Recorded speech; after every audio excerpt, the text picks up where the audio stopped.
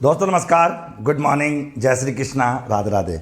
एक बच्चा बोला सर आवाज़ नहीं आ रही। आवाज़ तब आएगी जब मैं बोलूँगा दोस्तों, ऐसा आवाज़ कैसे आएगी। ओके, सबको गुड मॉर्निंग, सबको जय श्री कृष्णा, सबको राधे राधे। कैसे हो आप सब लोग दोस्तों। चले मेरे प्यारे साथियों, एक बार सभी साथी आ जाइए, सभी साथी जुड़ जाइए। उसके बाद अपन आगे के टॉपिक पर चर्चा करेंगे आज के। ओके, देखो सबको पता है दोस्तों कि जूनियर अकाउंटेंट के अंदर अकाउंटेंसी के अंतर्गत आपको चैप्टर नंबर 1 के मैंने 1 से लेकर 8 क्लासेस करवा रखी है ऐप पर। और उन 1 से लेकर 8 क्लासेस की जब बात करते हैं तो आप लोगों ने 1 से लेकर 8 क्लासेस ढंग से आप लोगों ने देख ली होगी। और इन्हीं टॉपिक्स को लेकर मैं आपको मल्टीपल चॉइस प्रश्न करा रहा हूँ। और मेरी जो बुक आएगी वो 25 मई को आने वाली है। पहले अकाउंट्स की बुक आएगी, फिर बीओ की, फिर ऑडिट की, 3 बुक लगातार आने वाली है। 25 मई को दोस्तों अकाउंटेंसी की बुक आप लोगों के पास आ जाएगी। ओके दोस्तों, चलिए मित्रों हम आगे की ओर बढ़ते हैं और आगे की ओर देखते हैं अगला। सबसे पहले ये टाइम टेबल आपको पता ही है दोस्तों, इसमें टाइम टेबल आपको बताइए सारा। ओके देखो अगला प्रश्न कि आदत किराए को, आदत किराए का मतलब होता है बकाया किराया। आदत किराया का मतलब होता है बकाया किराया। ओके, बकाया किराया, बकाया। ओके, जिसको हम इंग्लिश में बोलते हैं outstanding rent. Outstanding rent, outstanding rent जिसे अपन कहते हैं। ओके, आदत किराए की बात करते हो। आदत किराए को, अच्छा इसका मतलब क्या होता है। इसका मतलब होता है कि ये जो होता है इसका संबंध, अगर आपसे पूछा जाए इसका संबंध कौन से वर्ष से होता है, तो मेरे प्यारे सर बकाया किराए का संबंध होता है चालू वर्ष से। ये चालू वर्ष से संबंधित होता है, लेकिन किसी रीजन्स की वजह से, कोई कारण होने की वजह से इसका दोस्तों भुगतान नहीं हो पाता। ओके, तो हम कह सकते हैं चालू वर्ष का वह किराया जो चालू वर्ष में भुगतान करना था, लेकिन चालू वर्ष में इसका भुगतान नहीं किया जाता। तो आदत किराए को दोस्तों किस अवधारणा के आधार पर, आदत किराए को किस अवधारणा के आधार पर दोस्तों पुस्तकों में दिखाया जाता है, तो आप जानते हो। तो अच्छा देखो सुनो, ऐतिहासिक लागत अवधारणा ये कहती है कि संपत्तियों का लेखा हमेशा लागत मूल्य पर किया जाना चाहिए, बाजार मूल्य को कभी भी ध्यान में नहीं रखा जाना चाहिए। ये कौन सी अवधारणा बोलती है, ऐतिहासिक लागत अवधारणा। यानी ऐतिहासिक लागत अवधारणा के आधार पर यह कहा जाता है कि संपत्तियों का जो लेखा होता है, असेट्स जो होती है व्यापार की, संपत्तियों का लेखा हमेशा, संपत्तियों का लेखा दोस्तों हमेशा, दोस्तों संपत्तियों का लेखा हमेशा लागत मूल्य पर, कौन से मूल्य पर, आपके लागत मूल्य पर, लागत मूल्य पर, लागत मूल्य पर किया जाता है, लागत मूल्य पर किया जाता है। संपत्तियों का लेखा जो है मित्रों हमेशा लागत मूल्य के आधार पर किया जाता है। ये ऐतिहासिक लागत अवधारणा कहती है। ओके दोस्तों, मुद्रा मापी अवधारणा कहती है कि व्यापार में केवल उन्हीं लेन देनों का लेखा किया जाता है जिन्हें हम मुद्रा में माप सकते हैं। मुद्रा में मापनीय योग्य, यानी अपन कह सकते हैं केवल उन्हीं लेन देनों का, केवल ओके केवल उन्हीं लेन देनों को, केवल उन्हीं लेन देनों को, केवल उन्हीं लेन देनों को, ओके केवल उन्हीं लेन देनों को पुस्तकों में, केवल उन्हीं लेन देनों को पुस्तकों में दर्ज किया जाता है। ओके, दर्ज किया जाता है, दर्ज किया जाता है दोस्तों। केवल उन्हीं लेन देनों को पुस्तकों में दर्ज किया जाता है जिन्हें हम मुद्रा में माप सकते हैं। अगर किसी लेन देन को आप मुद्रा में नहीं माप सकते, उसका लेखा व्यापार की पुस्तकों में नहीं किया जाएगा। जैसे मैं कई एग्जाम्पल लेता हूं कि किसी व्यक्ति को माल खरीदने का आदेश दिया, तो आदेश अपन ने दिया है, इस लेन देन को आप मुद्रा में नहीं माप सकते, तो इसका लेखा व्यापार की पुस्तकों में नहीं किया जाएगा। अगर किसी व्यक्ति को आपने दोस्तों सर नौकरी पर रखा है, नौकरी पर अपॉइंट किया है, तो उसका लेखा भी दोस्तों आप लेखा पुस्तकों में नहीं कर सकते। क्यों? क्योंकि आप उसे मुद्रा में नहीं माप सकते। प्रत्यक्ष अस्तित्व की अवधारणा कहती है कि व्यापार और व्यापारी का अस्तित्व, व्यापार और व्यापारी, व्यापार और व्यापारी का जो अस्तित्व होता है, व्यापार और व्यापारी का जो अस्तित्व होता है दोस्तों वो अलग होता है। अस्तित्व अलग होता है, अस्तित्व क्या होता है, अलग होता है। तो अपन कहते हैं व्यापार और व्यापारी का जो अस्तित्व होता है वो अलग होता है। एक व्यापार अलग होता है और व्यापारी अलग होता है, दोनों का जो अस्तित्व होता है वो अलग अलग प्रकार से देखने को मिलता है।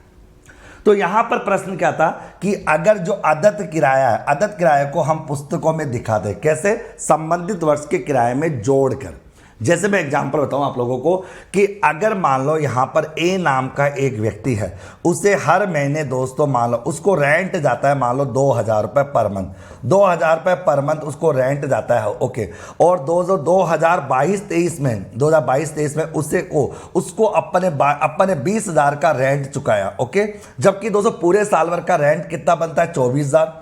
पूरे साल भर का रेंट 24,000 बनता है, लेकिन अपन ने उसको केवल 20,000 का रेंट दिया है। तो हम क्या करेंगे, जब अपन प्रॉफिट एंड लॉस अकाउंट बनाएंगे तो ऐसे दिखाएंगे उसको, ऐसे टू रेंट अपन दिखाएंगे 20,000, क्योंकि रेंट अपन ने 20,000 दिया, प्लस करेंगे आउटस्टैंडिंग रेंट 4,000 का, और इस प्रकार से 24,000 रुपये हम P&L में दिखा देंगे। मतलब 4,000 को उसी वर्ष में दिखाया जाएगा, क्योंकि मित्रों उपार्जन की अवधारणा ये कहती है अगर व्यापार में कोई चीज़ उपार्जित कर ली जाती है उसका लेखा उसी वर्ष में कर दिया जाएगा, चाहे वो हमें मिली है चाहे वो हमें नहीं मिली है, चाहे उसका भुगतान किया है या नहीं किया।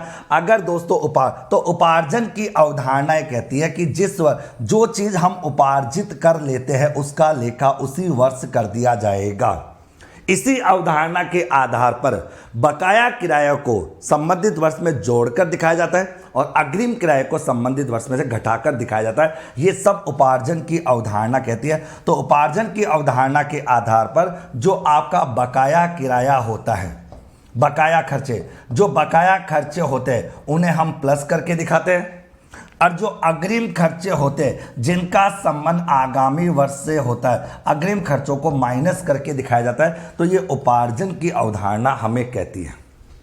समझ आ रही दोस्तों? तो उपार्जन की अवधारणा में ये कहा जाता है कि जो चीज़ व्यापार में उपार्जित कर ली जाती है तो उसका लेखा उसी साल कर दिया जाना चाहिए, उसको आगे के वर्षों में नहीं ले जाना चाहिए।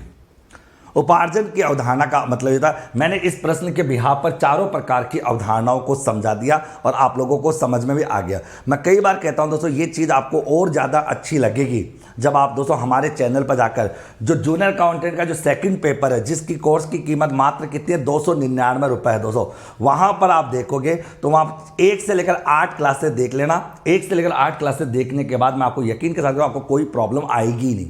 ओके दोस्तों, चलिए अगला प्रश्न देखते हैं। व्यवसाय की संभावित हानियों का आयोजन यानी प्रोविजन पहले ही कर लेना चाहिए। ये कौन सी परंपरा में कहा था? कौन सी परंपरा में इस बात का उल्लेख किया गया? कौन सी परंपरा में इस बात का उल्लेख यहाँ पर किया गया? देखिए मित्रों, आप जानते हो कि अगर मान लो एक व्यापारी को पता लग जाता है कि भविष्य में मेरे को ये हानियाँ हो जाती है, उन हानियों के लिए वो पहले से ही प्रोविजन बना लेता है। जैसे कि प्रोविजन फॉर बैड डेब्ट्स की बात करें तो जैसे हम बात करें प्रोविजन फॉर बैड डेब्ट्स, तो हम प्रोविजन फॉर बैड डेब्ट्स क्यों बनाते हैं? प्रोविजन फॉर बैड डेब्ट्स की बात करें, प्रोविजन फॉर डिस्काउंट की बात करें, तो जितने भी हम प्रोविजंस बनाते हैं वो प्रोविजन दोस्तों हमेशा रूढ़िवादिता की अवधारणा के आधार पर बनाया जाता है। रूढ़िवादिता की अवधारणा कहती है कि रूढ़िवादिता की अवधारणा कहती है कि संभावित हानियों के लिए संभावित हानियों के लिए क्या बनाया जाता है? प्रोविजन बनाया जाता है। प्रोविजन बनाया जाता है। जबकि संभावित लाभों के लिए रिजर्व का निर्माण किया जाता है। एक तो उदाहरण, और एक उदाहरण रूढ़िवादिता की अवधारणा क्या कहती है कि संपत्तियां जो होती है, व्यापार की जो संपत्तियां होती है, संपत्तियों को कम मूल्य पर दिखाया जाता है और दायित्व जो होते हैं उनको अधिक मूल्य पर दिखाया जाता है। यानी दोस्तों रूढ़िवादिता की अवधारणा के आधार पर संपत्तियों का न्यून मूल्यांकन होता है, कम मूल्यांकन किया जाता है, जबकि दायित्वों को अधिक मूल्यांकित किया जाता है। तभी तो कहते हैं दोस्तों रूढ़िवादिता की अवधारणा के आधार पर यह कहा जाता है कि व्यापार का जो स्टॉक होता है, व्यापार का जो इस अवधारणा का कि व्यापार में जो स्टॉक होता है उस स्टॉक को लागत मूल्य व बाजार मूल्य जो दोनों में से कम होगा उसके आधार पर उसका लेखा किया जाता है। कौन सी अवधारणा पर? रूढ़िवादिता की अवधारणा के आधार पर। रूढ़िवादिता की अवधारणा पुराने विचारों पर आधारित होती है, जिसमें कहा जाता है संपत्तियों को कम मूल्य पर दिखाया जाना चाहिए और दायित्वों को अधिक मूल्य पर दिखाया जाना चाहिए। लाभों को कम और हानियों को ज़्यादा प्रकटित करना चाहिए। लाभों के लिए किसी भी प्रकार का कोई आयोजन बनाने की ज़रूरत नहीं होती, लेकिन हानियों के लिए दोस्तों आयोजन बनाना चाहिए। खर्चों को ज़्यादा मूल्य पर दिखाओ और इनकम को कम मूल्य पर दिखाओ। ये कौन सी विचारधारा कहती है? रूढ़िवादिता की विचारधारा कहती है। पुराने लोगों के विचार यही होते थे। आप खुद सोच के देखिए मेरे पास आते हो, जब आप लोग कोई नौकरी करते हो तो अगर आपको 10,000 रुपये सैलरी मिलती है और आपसे कोई पड़ोसी पूछे कि बताओ तुम्हारी सैलरी कितनी होती है, तो तुम क्या कहोगे? 20-25 हज़ार रुपये मिलते हैं, यही बोलोगे। लेकिन पुराने जमाने के दादा परदादाओं से तुम बात करोगे, अगर उनको 10,000 रुपये मिलते हैं तो वो पता क्या कहेंगे कि बेटा कुछ नहीं मिलता, बस दाल रोटी खा लेते हैं। तो पुराने लोगों की विचारधारा ऐसी होती है, पुराने लोगों की विचारधारा इस प्रकार की होती है। तो हम ये कह सकते हैं कि रूढ़िवादिता की परंपरा कहती है कि असेट्स जो होती है, व्यापार की जो संपत्तियां होती है, उनको कम मूल्य पर दिखाओ।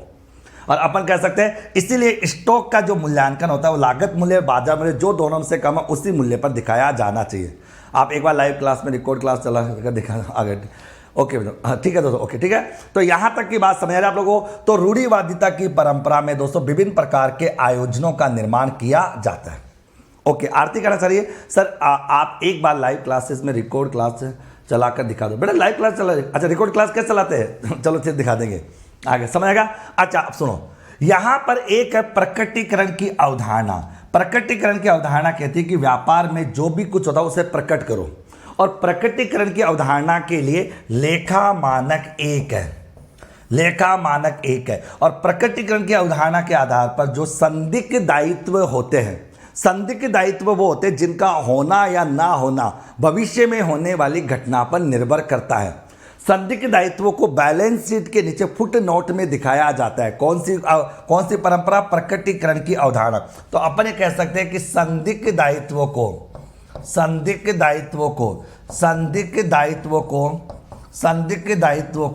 बैलेंस शीट के नीचे दोस्तों फुट नोट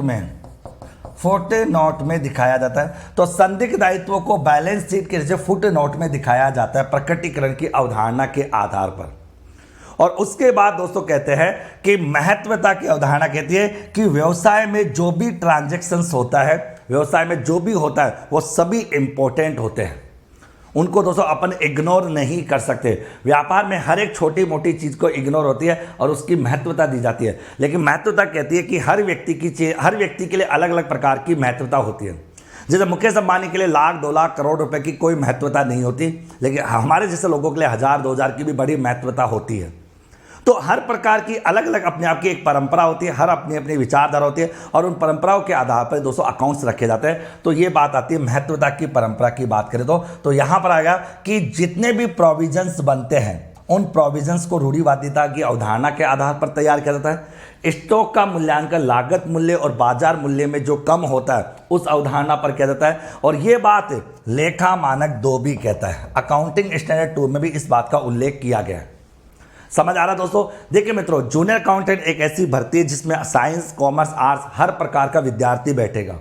मैं हमेशा कहता हूं दोस्तों, मैं आपको प्रैक्टिस करा रहा हूं क्योंकि ये सब कुछ मैंने अकाउंट्स के फोल्डर में 1 से लेकर 8 क्लासेस मैंने ले रखी है। आप उन क्लासेस को एक बार देख लो, क्योंकि दोस्तों तुम कहोगे दोबारा पढ़ो, दोबारा पढ़ाने से आपका और मेरा दोनों का टाइम खराब होगा, कोई मतलब नहीं, कोई सेंस नहीं।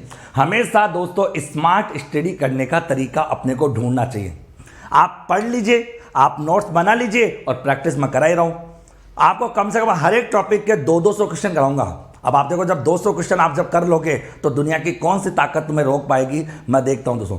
बस आपको शिद्दत के साथ पढ़ना है, जैसा मैं कहूं उस बात को फॉलो करना है। मेरी बात को आप फॉलो करते जाइए, आपको सफलता दिलाने की जिम्मेदारी मेरी है। और आप अपनी ज्ञान गणित लगाओगे तो फिर उसके बाद कोई इलाज नहीं है। समझ आ रही है? तो कहने का मतलब क्या होगा, आप 1 से लेकर 8 क्लासेस देख लीजिए और उसके बाद इन प्रश्नों को करिए। हर एक टॉपिक के 200 प्रश्न मैं कराने वाला हूं। समझ आ रहा है दोस्तों सभी को? चलिए अगला प्रश्न। विनियोग का बाजार मूल्य फुटनोट के रूप में देना चाहिए, ऐसी परंपरा है दोस्तों। विनियोग का बाजार मूल्य, विनियोगों का जो बाजार मूल्य है वो फुटनोट के तौर पर देना चाहिए, ऐसी दोस्तों अगर बात करें ऐसे फुटनोट। तो मैंने कहा ना प्रकटीकरण की अवधारणा कि किसी भी चीज को फुटनोट के तौर पर दिखाना, हर चीज को प्रकट करना पड़ेगा, ये प्रकटीकरण की परंपरा बोलती है। और प्रकटीकरण की परंपरा के लिए दोस्तों लेखा मानक आपका 1 आता है।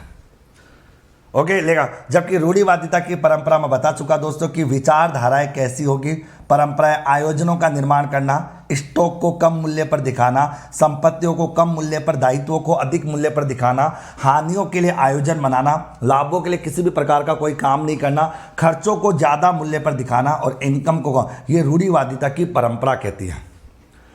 संगति की परंपरा ये कहती है दोस्तों कि एक बार संगति की परंपरा को हम एक रूपता की परंपरा भी कहते हैं। एक रूपता, इसको हम एक रूपता की परंपरा भी कहते हैं दोस्तों। ओके, एक रूपता की परंपरा भी कहते हैं और इसी को हम दोस्तों सततता की परंपरा भी कहते हैं। इसमें ये कहा जाता है मेरे प्यारे साथियों कि एक बार लेखा पुस्तकों में किसी नियम को अपना लिया जाता है, किसी विधि को अपना लिया जाता है तो उसमें किसी भी प्रकार का कोई परिवर्तन नहीं होना चाहिए। जैसे दोस्तों हमने नियम अपना लिया कि सुबह 8 बजे हम आपको अकाउंटेंसी से संबंधित प्रैक्टिस करवाएंगे और बहुत शानदार प्रैक्टिस, तो अब इसमें कोई परिवर्तन नहीं होगा। अगर इसमें परिवर्तन होगा तो आप लोग परेशान होंगे। मैंने आपकी 3 क्लासें लगा रखी है। सुबह 8 बजे आपके अकाउंट्स पढ़ा रहा हूँ दोस्तों, दोपहर के 1 बजे आपको बीओ पढ़ाऊंगा और रात के 9:15 बजे दोस्तों जीएफएनआर पढ़ाऊंगा। ओके, पहले ये 3 क्लासें आप लोगों के लिए चलेगी शानदार। सेकंड, और पेपर 1 की बात करें तो पेपर 1 की 6 क्लास आप लोगों की चल रही है। 6 क्लासें, हिंदी, इंग्लिश, मैथ, साइंस सब चल रही है दोस्तों, आप पढ़ो आराम से। और पेपर 1 की फीस है कितनी, मात्र दोस्तों आपकी 199 रुपए दोस्तों के। तो हम कह सकते हैं कि विनियोगों का जो मार्केट वैल्यू है उसे फुट नोट में दिखाया जाता है प्रकटीकरण की अवधारणा के आधार पर। और इसी में कहा जाता है कि व्यापार के जो संदिग्ध दायित्व होते हैं, संदिग्ध दायित्व वो दायित्व होते हैं दोस्तों जिनका होना या ना होना भविष्य में होने वाली घटना पर निर्भर करता है। संदिग्ध दायित्वों को दोस्तों हमेशा जो बैलेंस शीट होती है उस बैलेंस शीट के नीचे टिप्पणी में दिखाता है, फुट नोट में दिखाया जाता है दोस्तों संदिग्ध दायित्वों की बात करें तो। अगला प्रश्न, कम मूल्य के माल का विविध व्ययों में लिख देना।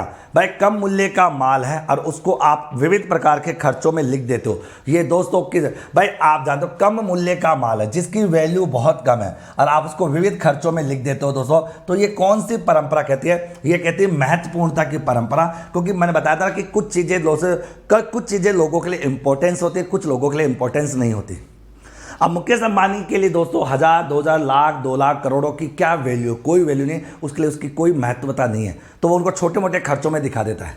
वो जैसे मुकेश अंबानी चाय पर 1 करोड़ रुपए खर्च किए, अब बताओ वो क्या करेगा, चाय की एंट्री, 1 करोड़ रुपए की एंट्री वो विविध खर्चों में दिखा देगा कि आलतू फालतू खर्च हो गए। तो बताओ क्यों, क्योंकि उसके लिए 1 करोड़ रुपए की कोई वैल्यू ही नहीं है दोस्तों, उसके लिए कोई महत्वपूर्ण नहीं है।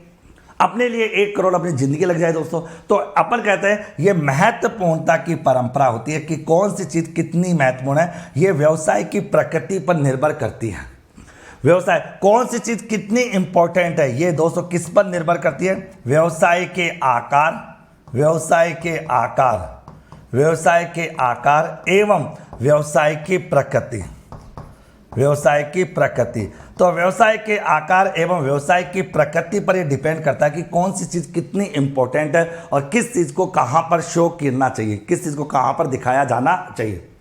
ये व्यवसाय की दोस्तों किस पर निर्भर करता है दोस्तों, ये व्यवसाय के आकार की, व्यवसाय का आकार कितना है। मान लो व्यवसाय कोई मिलियंस में है तो उसके लिए हजारों की कोई वैल्यू नहीं है। और व्यवसाय की प्रकृति कैसी है, उसके नेचर कैसा, उस नेचर के बिहाव पर अपन बता सकते हैं मेरे प्यारे साथियों कि वो महत्वपूर्णता की परंपरा होती है, महत्वपूर्णता की परंपरा मानी जाती है। आगे अगला, रूढ़िवादी परंपरा का चिट्टे पर क्या प्रभाव होता है। मैंने अभी थोड़ी देर बताया कि रूढ़िवादिता की परंपरा में चिट्टे पर क्या प्रभाव पड़ता है, ये बताया। मैंने कहा था कि रूढ़िवादिता की परंपरा कहती है, देखो रूढ़िवादिता की परंपरा में क्या होता है, संपत्तियां जो होती हैं, संपत्तियां उनको तो हमेशा कम मूल्य पर दिखाया जाना चाहिए, यानी संपत्तियों का दोस्तों न्यून मूल्यांकन होता है। रूढ़िवादिता की परंपरा के आधार पर संपत्तियों का न्यून मूल्यांकन होता है, जबकि दायित्वों में दोस्तों क्या होती है, अधिमूल्यांकन होता है। दायित्वों का मूल्यांकन अधिक होता है, दायित्वों का मूल्यांकन अधिक किया जाता है। कौन सी परंपरा के आधार पर, रूढ़िवादिता की परंपरा के बिहार पर। तो रूढ़िवादिता की परंपरा के आधार पर संपत्तियों का मूल्य कम होता है। और आपको बता दो रूढ़िवादिता की परंपरा के आधार पर ही हम जब स्टॉक की बात करते हैं, क्योंकि स्टॉक भी अपनी एक संपत्ति होती है। इस स्टॉक का अगर लागत मूल्य, कॉस्ट प्राइस अगर मान लो 10 रुपए है और मार्केट प्राइस मान लो दोस्तों 8 रुपए है, तो बैलेंस शीट में जो स्टॉक जाएगा वो स्टॉक दोस्तों कितने रुपए का जाएगा, वो स्टॉक जाएगा 8 रुपए का। अगर इसी में दोस्तों अगर स्टॉक की प्राइस 10 रुपए है और दोस्तों मार्केट प्राइस मान लो 12 रुपए है, तो बैलेंस शीट बनाते समय दोस्तों जो स्टॉक दिखाया जाएगा वो 10 रुपए से दिखाया जाएगा। ये कौन सी अवधारणा बोलते हैं, रूढ़िवादिता की अवधारणा कहती है दोस्तों। आगे ओके, आगे आपके ओके तो मैं ये कह सकता हूं दोस्तों, यहां पर रूढ़िवादिता की परंपरा कहती है दोस्तों कि रूढ़िवादिता की परंपरा कहती है कि चिट्टे पर कि रूढ़िवादिता की परंपरा के आधार पर जो असेट्स होती है उसे कम मूल्य पर दिखाया जाना चाहिए, और दोस्तों जो लायबिलिटीज होती है उसको ज़्यादा मूल्य पर दिखाया जाना चाहिए। ये आता है। और रूढ़िवादिता की परंपरा कहती है कि लाभों को कम मूल्य पर दिखाओ और हानियों के लिए आयोजनों का निर्माण करो। लाभों को कम मूल्य पर बनाओ दिखाओ और हानियों के लिए दोस्तों आयोजनों का निर्माण करो। खर्चों को ज़्यादा मूल्य पर दिखाओ जबकि इनकम्स को कम मूल्य पर दिखाओ। ये कौन सी अवधारणा कहती है, रूढ़िवादिता की परंपरा में दोस्तों ये बात रखी जाती है। समझ आ रही दोस्तों, तो ये रूढ़िवादिता की परंपरा कहती है दोस्तों। ओके, क्लियर सभी को। और स्टॉक के मूल्यांकन की जब बात आती है तो स्टॉक के मूल्यांकन के लिए दोस्तों आप जानते हो कौन सा लेखा मानक है, लेखा मानक 2 है। देखिए मित्रों, एक बच्ची बार बार कमेंट करी है, अगर आपके ऐप में किसी भी प्रकार की कोई प्रॉब्लम आती है तो ऐप की प्रॉब्लम का समाधान हमारी टीम करती है। 7737052390 ये है दोस्तों टेक्निकल टीम का नंबर जो ऐप पर प्रॉब्लम आने वाली के समाधान करेगी। और अगर किसी क्वेश्चन में कोई दिक्कत आता है या कोई क्वेश्चन दोबारा समझना चाहते हो तो आप उसकी फोटो भेज देना 8529956053 पर। यहाँ पर तो आप कॉल करके अपनी प्रॉब्लम सॉल्व करा सकते हो। यहाँ पर पढ़ाई से संबंधित कोई बात हो तो उसकी फोटो भेज सकते हो, कॉल नहीं उठाया जाएगा।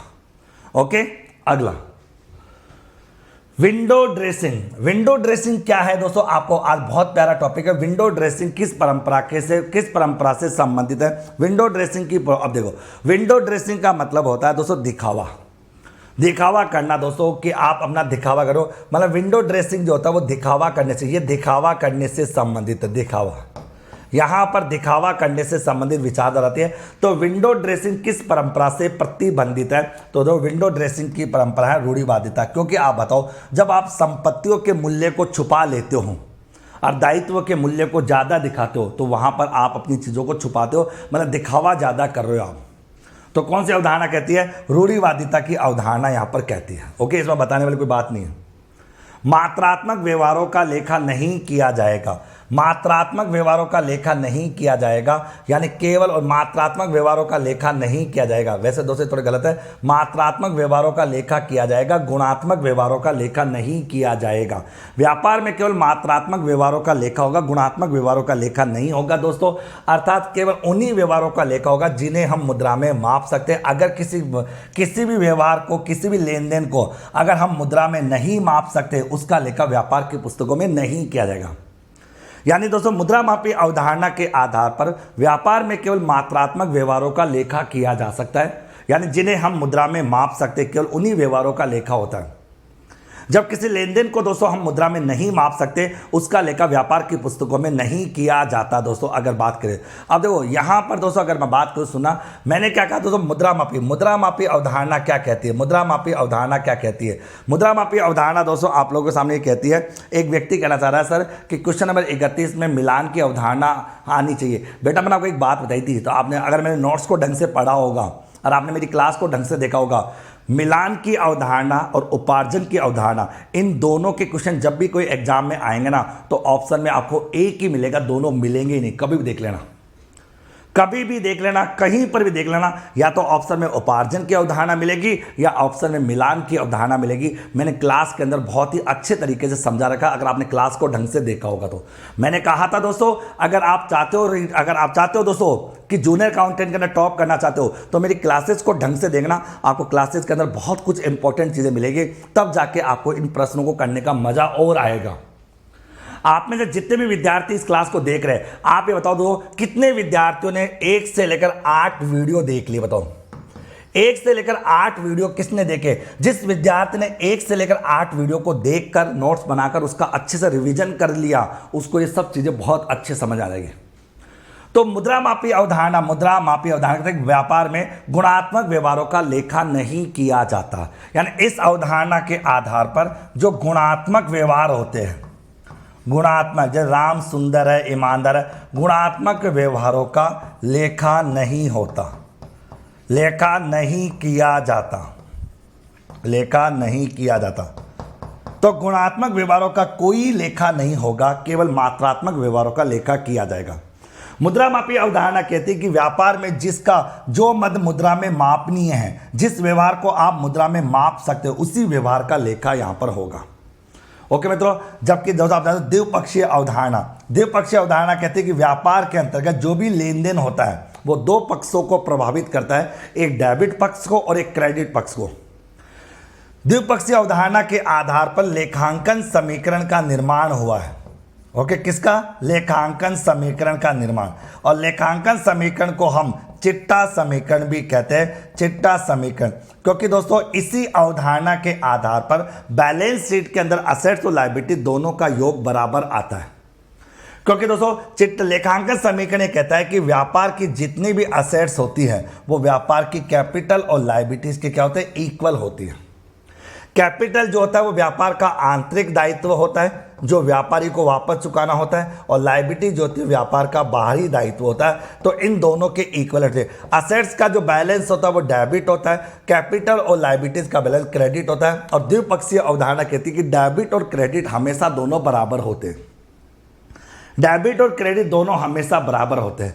प्रकटीकरण की अवधारणा कहती है कि व्यापार में हर एक चीज को प्रकट करना होगा और जो भी चीज होगी उसको फुट नोट के तौर पर दिखाना पड़ेगा, चाहे वो कैसी भी चीज हो। उपार्जन की अवधारणा कहती है कि एक बार आपने कोई चीज उपार्जित कर ली, चाहे वो आपको मिली है या नहीं मिली, चाहे आपने उसका पेमेंट किया है या नहीं किया, उसका लेखा व्यापार की पुस्तकों में कर दिया जाएगा। तो ये चारों प्रकार की अवधारणा, जबकि मुद्रा मापी अवधारणा कहती है कि व्यापार में केवल मात्रात्मक व्यवहारों का लेखा होगा, गुणात्मक व्यवहारों का लेखा नहीं होगा। जैसे आदेश देने की एंट्री नहीं होगी, किसी को अपॉइंट करने की एंट्री नहीं होगी, क्योंकि हमने केवल उनको अपॉइंट किया है, अभी तक उनको सैलरी वैलरी कुछ भी नहीं दिया। तो ये अवधारणा आ जाएगी। अगला प्रश्न, निरंतरता की अवधारणा के अनुसार एक व्यवसाय की अवधि कितनी होती है? भाई निरंतरता की अवधारणा, अब इसको निरंतरता की अवधारणा को हम सतत अवधारणा कहते हैं। सतत धारणा सतत है, इसको हम सतत अवधारणा भी कहते हैं। पहली बात तो इसी अवधारणा को चालू अवधारणा भी कहा जाता है, इसी अवधारणा को चालू अवधारणा भी कहा जाता है। और इस अवधारणा के आधार पर यह माना जाता है कि इस अवधारणा के आधार पर, निरंतरता की अवधारणा के आधार पर जो व्यवसाय है, जो व्यवसाय है, व्यवसाय का जो जीवन काल है, व्यवसाय का जो जीवन काल है वो सुदीर्घ माना जाता है। सुदीर्घ मतलब अनिश्चित होता है, अनवरत होता है, निरंतर रूप से चलता रहेगा। एक व्यापारी दोस्तों जब भी अपना व्यापार प्रारंभ करता है, मुकेश पंचोली ने जब भी इस चैनल की शुरुआत की है तो सिंपल सी बात है, मेरे मन में यही चला कि मैं अपना इस व्यापार, इस चैनल को दोस्तों राजस्थान के विद्यार्थियों के लिए हमेशा इसको चालू रखूंगा, कभी इसको बंद नहीं करूंगा। जब तक दोस्तों राजस्थान के अंदर हर एक किसी की, हर एक कोचिंग वाले की, हर एक इंस्टीट्यूट वालों की या हर एक व्यक्ति की आत्मा दोस्तों ये गवाह न दे कि यार हम बच्चों को लूट रहे हैं, बच्चों को हम एजुकेशन 500, 100, 200 रुपए में भी हम करवा सकते हैं। तो इस तरह की एजुकेशन बच्चों को मिलनी चाहिए। ये कौन सी बात बोलती है? अनवरत या असीमित, अनवरत या असीमित अवधारणा यहां पर कहती है, अनवरत या असीमित अवधारणा यहां पर कहती है। तो कहने का मतलब ये हुआ दोस्तों, निरंतरता की अवधारणा, निरंतरता की अवधारणा ये कहती है, जिसको सतत अवधारणा कहते हैं, जिसको चालू अवधारणा कहा जाता है। ये व्यवसाय का, इस अवधारणा के आधार पर व्यवसाय का जीवन काल क्या होता है? सुदीर्घ होता है, अनिश्चित होता है, अनवरत होता है। व्यवसाय निरंतर रूप से आगे चलता रहेगा। ओके, अगला प्रश्न, संदिग्ध दायित्वों को चिट्टे में कहां दिखाना चाहिए, दिखाना चाहिए? संदिग्ध दायित्वों को बैलेंस शीट में कहां दिखाना चाहिए? दोस्तों ये प्रश्न आ रहा है। सबसे पहली बात तो आती है कि संदिग्ध दायित्व क्या होते हैं। संदिग्ध दायित्व दोस्तों जिनको इंग्लिश में अपन कंटिंजेंट लायबिलिटीज कहते हैं। संदिग्ध दायित्व वे दायित्व जिनका होना या ना होना भविष्य में होने वाली घटना पर निर्भर करता है। कोई भी दायित्व व्यापार के लिए उत्पन्न होगा या नहीं होगा, कोई भी दायित्व व्यापार के लिए बनेगा या नहीं बनेगा, ये भविष्य में होने वाली घटना पर डिपेंड करता है। तो हम कह सकते हैं कि संदिग्ध दायित्व जो था उनको बैलेंस शीट में दोस्तों हम कहां दिखाते हैं? फुट नोट में दिखाते हैं। फुट नोट में, बैलेंस शीट के नीचे फुट नोट होता है, टिप्पणी जो होती है, टिप्पणी के तौर पर दोस्तों उसे दिखाया जाता है। ये कौन सी अवधारणा कहती है? प्रकटीकरण की अवधारणा कहती है। प्रकटीकरण की अवधारणा दोस्तों इसे माना जाता है। तो संदिग्ध दायित्वों को बैलेंस शीट में चिट्टे के रूप में दिखाया जाता है और फुट नोट में दिखाया जाता है प्रकटीकरण की अवधारणा के आधार पर।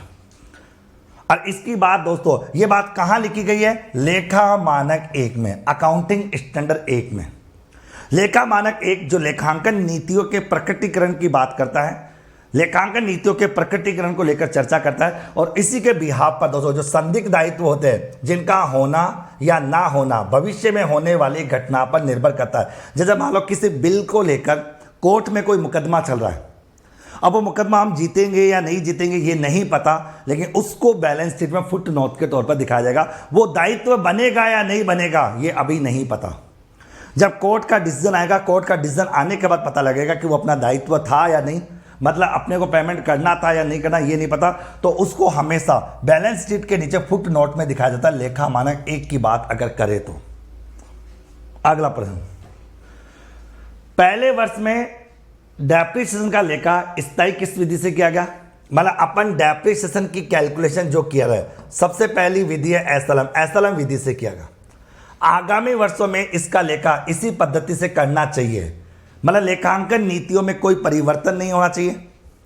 लेखांकन में एक बार किसी विधि को अपना लिया जाता है, लेखांकन में एक बार कोई रूल्स एंड रेगुलेशन अपना लिए जाते हैं, लेखांकन में एक बार नियम पद्धति सिद्धांत एक बार अपना ली जाती है, तो सामान्यतः उन नियमों में, उन सिद्धांतों में, उन अवधारणाओं में किसी भी प्रकार का कोई परिवर्तन नहीं होना चाहिए। बताइए मित्रों ये कौन सी अवधारणा बोलती है? तो ये बोलती है दोस्तों आपकी संगति की अवधारणा।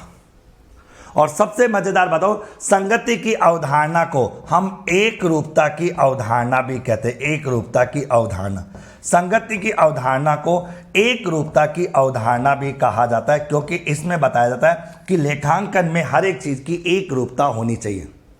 संगति की अवधारणा को हम सततता, ध्यान रखना सततता, सतत नहीं सततता की अवधारणा भी कहते हैं, जिसमें यह कहा जाता है कि लेखांकन में एक बार किसी नियम को अपना लिया जाता है, लेखांकन में एक बार किसी बात को अपना लिया जाता है, तो उसमें जनरली किसी भी प्रकार का कोई परिवर्तन नहीं होना चाहिए।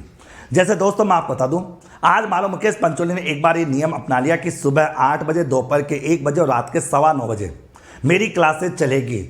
अब मैं इसमें बार बार परिवर्तन करूंगा तो आप लोगों का विश्वास मेरे प्रति उठ जाएगा, और मैं कभी भी दोस्तों बच्चों का विश्वास जनरेट नहीं कर पाऊंगा, ये मैं जानता हूं।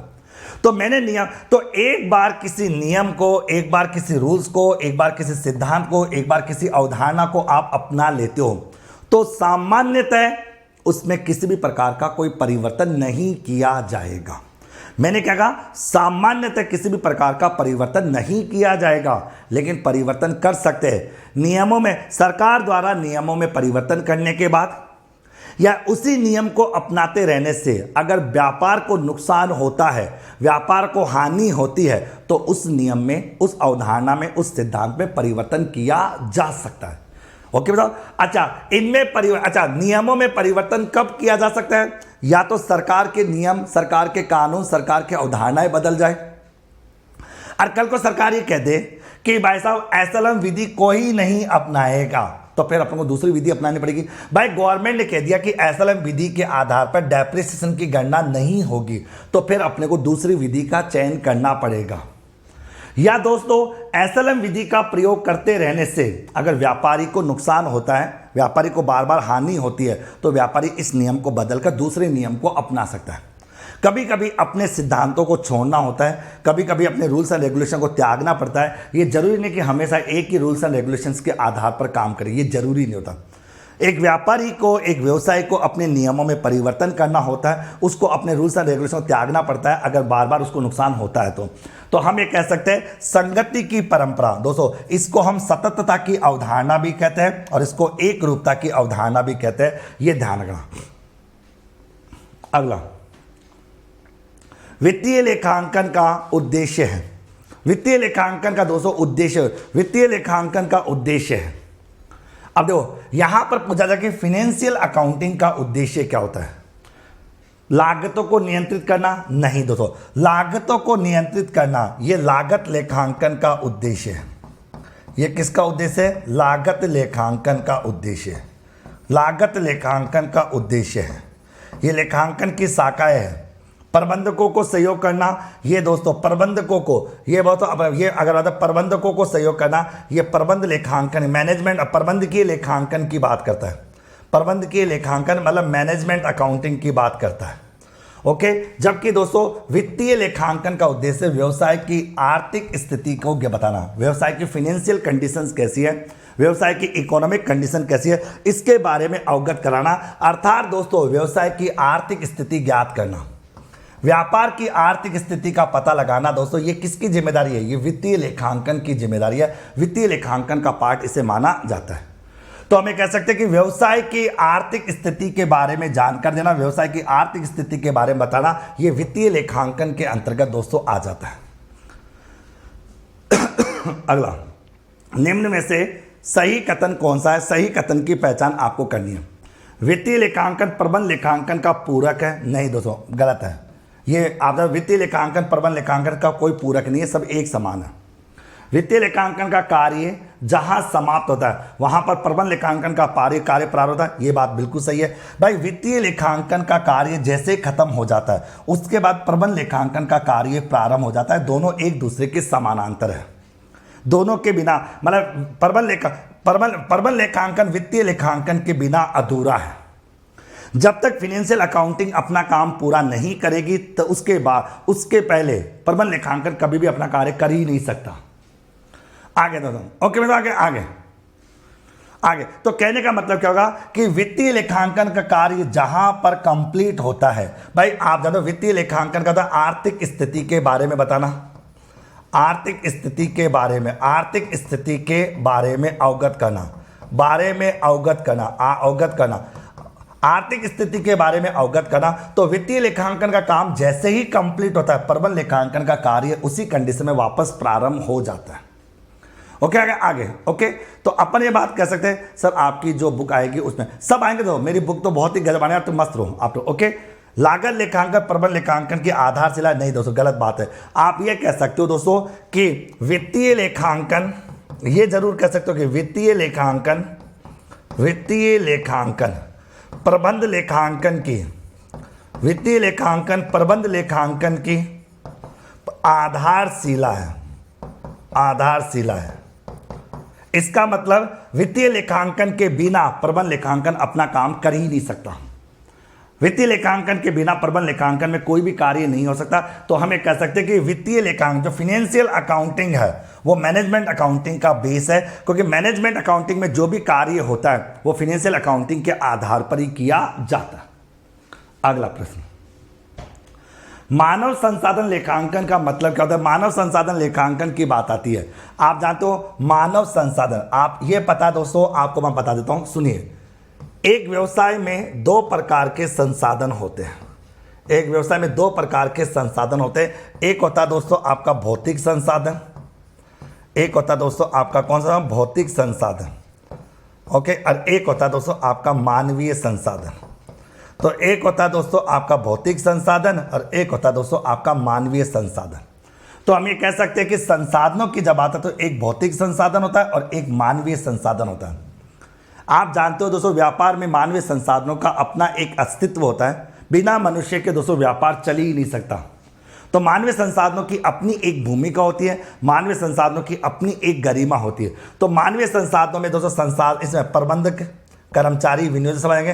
तो कर्मचारियों को वेतन का लेखा करना मतलब ही नहीं है। बाजार से योग्य व्यक्तियों का चयन गलत है।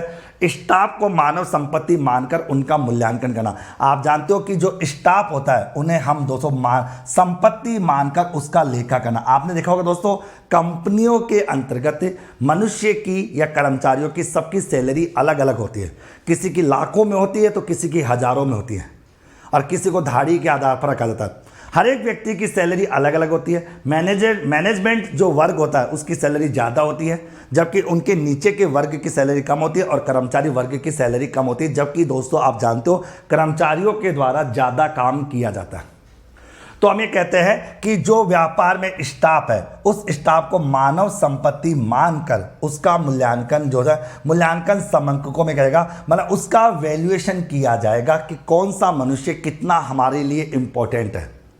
कभी दोस्तों आप लोगों ने सुना होगा, देखा होगा, कंपनियां जो होती है वो अपने एम्प्लॉयज के ऊपर की मैन इंश्योरेंस पॉलिसी लेती है। की मैन इंश्योरेंस पॉलिसी क्या होती है जानिए।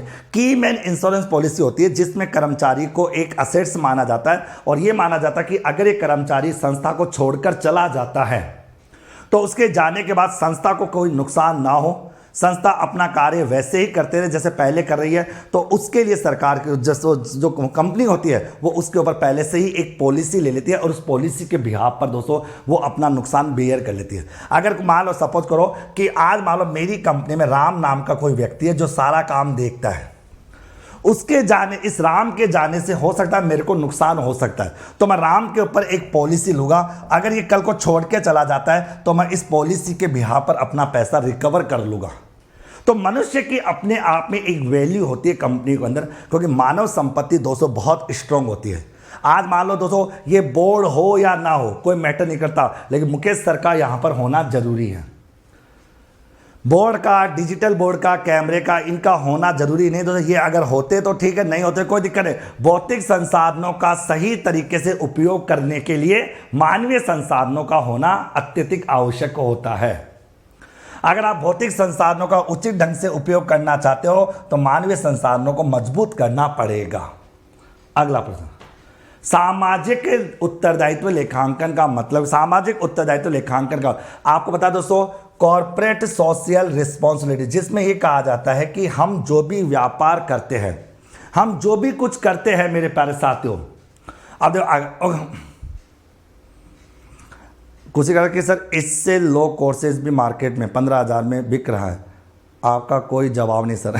ठीक है, तो थैंक यू दोस्तों। वो बिक इसलिए रहा है क्योंकि आप उसे खरीद रहे हो। ठीक है, कोई भी चीज़ बिकती इसलिए दोस्तों क्योंकि खरीदे, क्योंकि कई लोगों को पता क्या लगता है, अरे यार 299 रुपये में कौन पढ़ाएगा, 299 में कोई पढ़ाई होती है, उनको पता ही नहीं दोस्तों ये 299 रुपये तो मैंने खुशी खुशी रख रखा है।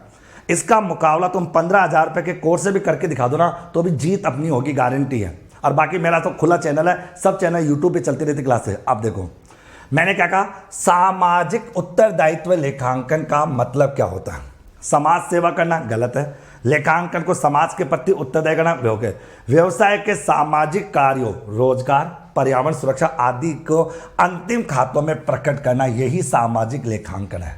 जैसे सपोज करो दोस्तों मैं आप लोगों से जो भी कुछ कमाता हूं उसको समाज के लिए मैं खर्च करता हूं, कभी कभार मैं दान धर्म करता रहता हूं, किसी भी चंदे, किसी भी फाउंडेशंस को, किसी भी संस्था को पैसा देता रहता हूं और उसकी एंट्री मैं बैलेंस शीट में करता हूं। इसी को सामाजिक उत्तरदायित्व लेखांकन कहते हैं।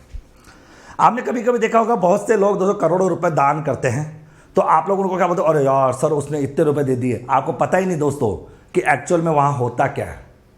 वो दान धर्म इसलिए देते हैं क्योंकि दोस्तों कंपनी एक्ट 2013 की धारा नंबर 135 में कहा जाता है कि कंपनी को अपने लाभों का कम से कम 2% जनता के हित में खर्च करना अनिवार्य होगा। उसकी एंट्री जो है वो CSR के रूप में आपकी की जाएगी। अगर आपने CSR नहीं दिया तो आपके ऊपर पेनल्टी लगेगी। इसलिए दोस्तों दान धर्म करते हैं और लोगों को गुमराह करने का काम करते हैं और बताते हैं कि देखो हम दान कर रहे हैं, हम समाज सेवा कर रहे हैं। इस तरह की बात यहां पर आती है। ओके, आगे अगला आता है दोस्तों आपके साथ लेखांकन का कार्य है। लेखांकन का कार्य है व्यवहारों को क्रमबद्ध रूप से लिखना, संबंधित पक्षकारों को सूचना देना, या हम ये कह सकते हैं दोस्तों वैधानिक आवश्यकताओं की पूर्ति। अकाउंटिंग का कार्य, अकाउंटिंग का बेसिकली कार्य क्या है। अकाउंटिंग का एक तो जितने भी लेखांकन में जो व्यवहार होते हैं, जितने भी ट्रांजैक्शंस होते हैं, एक तो उनको क्रमबद्ध रूप से लिखने की बात आ जाती है। संबंधित पक्षकार में दोस्तों आप जानते हो व्यवसाय में 2 प्रकार के पक्षकार होते हैं। एक होता है आंतरिक पक्षकार जो संस्था के अंतर्गत होता है, ओके, और एक होता है दोस्तों आपका बाह्य पक्षकार जो संस्था के बाहर होता है। इन सभी पक्षकारों को इन्फॉर्म करना, सूचना देना, वैधानिक आवश्यकताओं की पूर्ति करना, मतलब कि टैक्स का पेमेंट करना, CSR का पेमेंट करना या कर्मचारियों की देखभाल करना, ये सब आ जाएंगे। तो अपन कह सकते हैं लेखांकन के ये सारे के सारे कार्य होते हैं। ओके, लेखांकन के सारे कार्य यहां पर होते हैं। तो बताओ दोस्तों यहां तक का सेशन समझ में आ गया क्या? क्योंकि दोस्तों आपको बताएं अभी 9:15 बजे आप लोगों की क्लास होगी किसकी, राजस्थान के भूगोल की। राजस्थान के भूगोल की दोस्तों मैं आपको मेरी 2100 प्रश्नों की जो बुक है उस बुक के प्रश्नों को मैं हल करा रहा हूं जो आप सबके पास होने चाहिए, क्योंकि ज्योग्राफी भी आप लोगों के लिए बहुत इंपॉर्टेंट है। ओके, तो आज के लिए दोस्तों यहीं पर सेशन कैसा लगा दोस्तों, आप अपने साथियों को शेयर जरूर करें। और जो भी राजस्थान में 10,000 15,000 रुपये का जो कोर्स बेचने की हिम्मत दिखा रहा है, उसकी हिम्मत को तोड़ने में दोस्तों आप मेरा सहयोग करें। हम किसी को बर्बाद नहीं करना चाहते, हम किसी को दोस्तों नीचा नहीं दिखाना चाहते, हम केवल ये चाहते हैं कि राजस्थान के अंदर जो कुछ हो रहा है ना, वो बहुत गलत हो रहा है। शिक्षा के क्षेत्र में बच्चों से जो लूटा जा रहा है, आज हम भी 299 रुपये पढ़ा के बहुत खुश है दोस्तों, और बहुत अच्छी ज़िंदगी जी रहे हैं। तो दोस्तों वो 10,000 रुपये कमा के दोस्तों क्या अपने मकान सोने के बनाना चाहता है, या सुबह शाम सोने का रोटी की जगह सोना खाना चाहता है? नहीं। तो ऐसे लोगों का बहिष्कार करना ही हमारा टारगेट है, और ऐसे लोगों को नीचा दिखाना और ऐसी संस्थाओं को बंद कराना ही दोस्तों हमारा उद्देश्य है। अगर उद्देश्य गलत है तो गलत सही, लेकिन करके जरूर दिखाएंगे। ओके दोस्तों, थैंक यू सो मच दोस्तों, आप सभी लोग ऐसे याद रखना। धन्यवाद।